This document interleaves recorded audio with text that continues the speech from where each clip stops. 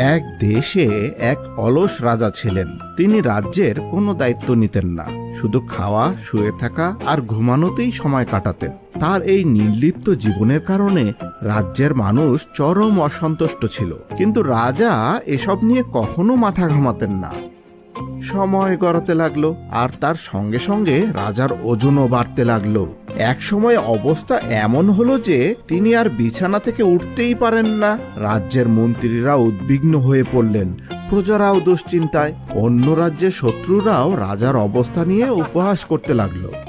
অবশেষে একদিন রাজা নিজের এই দুরবস্থার কথা ভেবে গভীর চিন্তায় মগ্ন হলেন। তিনি উপলব্ধি করলেন, এভাবে চলতে থাকলে তার আর রাজার মতো বেঁচে থাকতে হবে না। তাই নিজেকে বদলাতে হবে, আবারও শক্তিশালী ও দৃঢ়চিত্ত হতে হবে, ঠিক যেমন একজন সত্যিকারের রাজার হওয়া উচিত।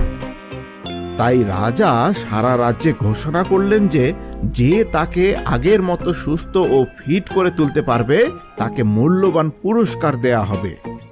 এই খবর ছড়িয়ে পড়তেই রাজ্যের নামকরা কবিরাজ ও চিকিৎসকরা রাজবাড়িতে ভিড় জমালো। তারা রাজাকে নানা রকম ওষুধ দিল, নানা রকম পদ্ধতি প্রয়োগ করলো, কিন্তু কোনো কিছুই কাজে এলো না। বরং ওষুধ খেয়ে রাজার ওজন আরো বেড়ে গেল। অনেকে পরামর্শ দিল, যদি রাজা নিয়মিত হাঁটাচলা করেন তবে ধীরে ধীরে তিনি সুস্থ হয়ে উঠবেন। কিন্তু একটাই সমস্যা, রাজা বিছানা থেকে নড়তেই পারছিলেন না। রাজা শুধু এই আশায় ছিলেন যে কেউ তাকে একটি ওষুধ দিবে, যে ওষুধ খেলে ম্যাজিকের মতো তিনি ঠিক হয়ে যাবেন।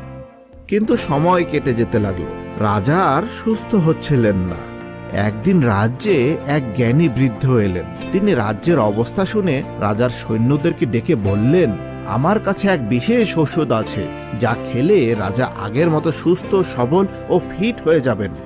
তবে একটা শর্ত আছে, রাজাকে নিজ পায়ে হেঁটে আমার কাছে আসতে হবে।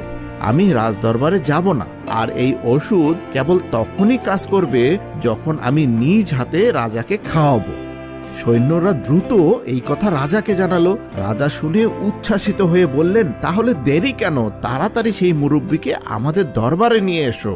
কিন্তু সৈন্যরা জানালো, জ্ঞানী বৃদ্ধ দরবারে আসবেন না, বরং রাজাকেই তার কাছে যেতে হবে, আর সেটাও পায়ে হেঁটে।